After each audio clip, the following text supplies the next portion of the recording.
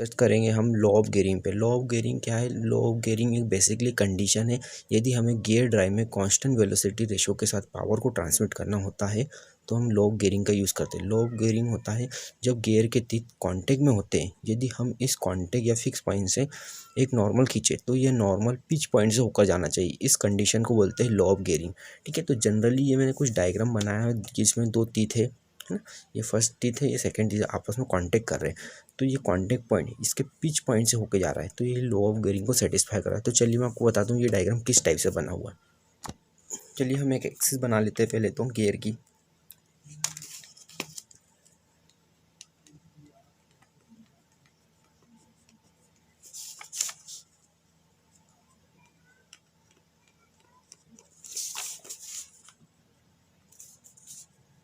B है, ठीक है, इसमें एक टीथ ये बनाया है मैंने और सेकेंड टीथ ये बनाया मैंने। ठीक है, ये कुछ ना कुछ पिच पॉइंट होगा इसका। ठीक है, ये आपस में जो गियर होंगे वो क्यू पे कांटेक्ट कर रहे होंगे। ठीक है, कभी ये गियर की एंगुलर वेलोसिटी ओमेगा है, क्लॉकवाइज है, तो ये एंटी क्लॉकवाइज में घूमेगा, ये हम जानते हैं दोनों गियर के। इसकी ओमेगा 2 मैंने सपोज कर ली। ठीक है, अब क्या करता हूँ मैं, एक कॉमन नॉर्मल ड्रॉ करता हूँ सिंपल तरीके से। थोड़ा पी पॉइंट यहाँ देता हूँ।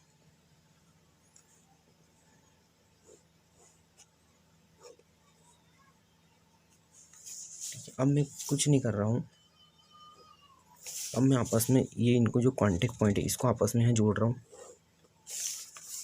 और इसको भी मैं आपस में जोड़ लेता हूँ। ठीक है, आप समझ रहे हो किस टाइप से मैं बना रहा हूँ। अब इस पर क्या हो, जो कॉमन नॉर्मल, ये नॉर्मल है, इस पर मैं कांटेक्ट की परपेंडिकुलर ड्रॉ कर रहा हूँ इस फिक्स एक्सिस से। ठीक है, यहाँ से भी ड्रॉ कर लिया मैंने सिंपल तरीके से।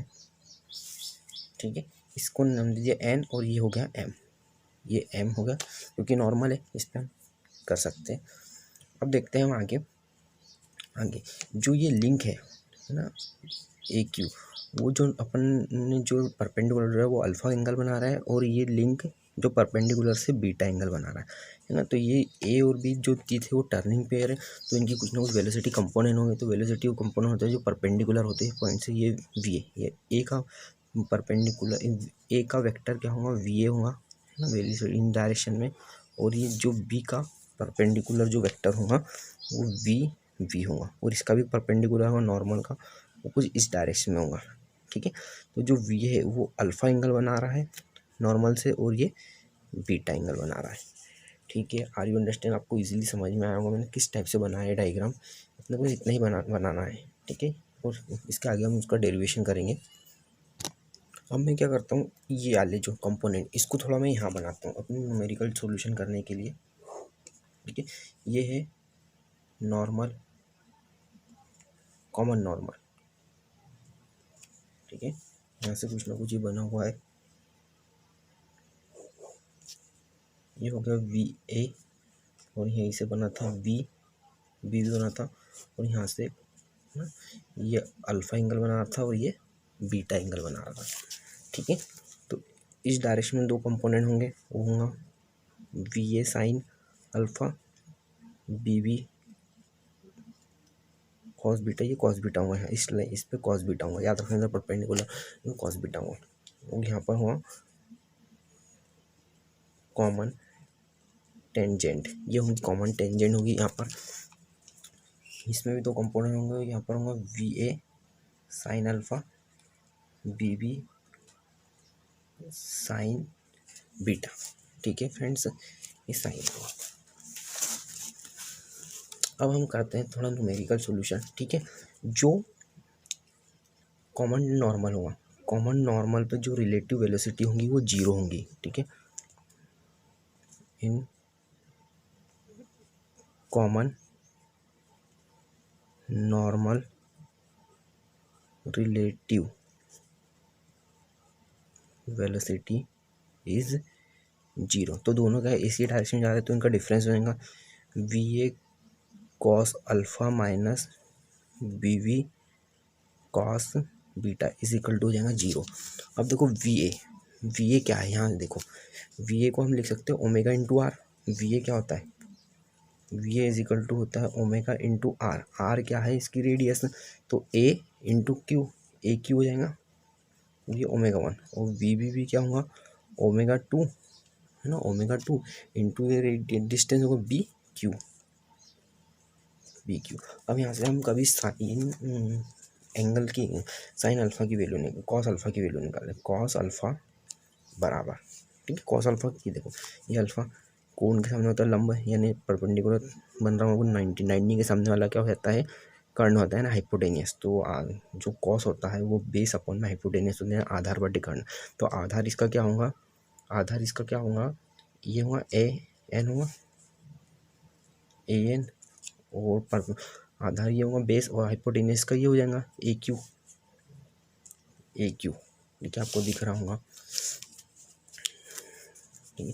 अब इन दिस वे हम कॉस बीटा की वैल्यू निकाल लेते हैं। Cos beta is equal to ये होगा, यहाँ से निकलेगा, तो इसमें हाइपोटेनियस क्या होगा, बेस अपॉन हाइपोटेनियस होता है कॉस, तो बेस अपना होगा बी एम, और बी क्यू इसका हाइपोटेनियस हो जाएगा, ठीक है। हम यहाँ वैल्यू पुटअप करते हैं, तो ओमेगा 1 ए क्यू, कॉस की वैल्यू है ए एन अपॉन में ए क्यू बराबर बी की वैल्यू हम निकाल चुके हैं ओमेगा 2 बी क्यू इंटू, एक तरफ लिख लेता हूँ, इंटू बी एम अपॉन में बी क्यू। देखो बी क्यू से बी क्यू कैंसिल, और ए क्यू से ए क्यू कैंसिल हो चुका है, ठीक है। अब मैं थोड़ा इसको ऊपर रख लेता हूँ पेज को, इससे हमें सॉल्यूशन करने में कोई प्रॉब्लम ना हो, ठीक है। तो हमारे पास जो रिमेनिंग बचा है omega 1 into A N is equal to होगा ओमेगा 2 इंटू बी एम, ठीक है।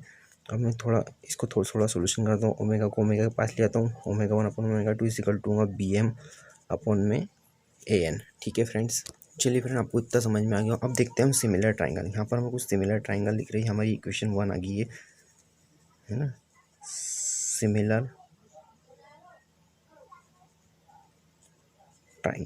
ट्राइंगल हमारे पास है। ट्राइंगल देखो यहाँ पर देखो, है ना, ये डायग्राम में दिखाता हूँ मैं आपको, इसमें बी एम पी सिमिलर है ट्राइंगल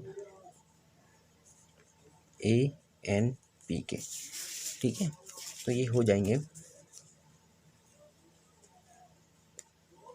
बी एम अपॉन में A N is equal to हम लिख सकते हैं बी पी अपॉन में ए पी, ये इक्वेशन है। अब इक्वेशन 1 और 2 को देखो, दोनों क्या है, इक्वल है। तो ओमेगा 1 अपॉन में ओमेगा 2 इज इक्वल टू होगा बी एम अपॉन में A N is equal to होगा बी पी अपॉन में ए पी। यही क्या होता है, गेयरिंग ऑफ लॉ होता है, गेयरिंग ऑफ लॉ, ये आप प्रूवमेंट करना था हमें। गेयरिंग ऑफ लॉ जो ये क्या है, उसकी रेडियस है, बी पी और ए पी क्या है, बी पी हम इस डायग्राम से देखें, बी पी और ए पी क्या है, रेडियस है, पिच सर्कल की रेडियस के प्रोपोर्शनल होता है। जो वेलोसिटी रेडियस होती है, वेलोसिटी रेशियो होता है, वो क्या होता है, उसके जो पिच सर्कल की रेडियस के प्रोपोर्शनल होता है। ओके फ्रेंड, आपको अच्छे समझ में आया होगा।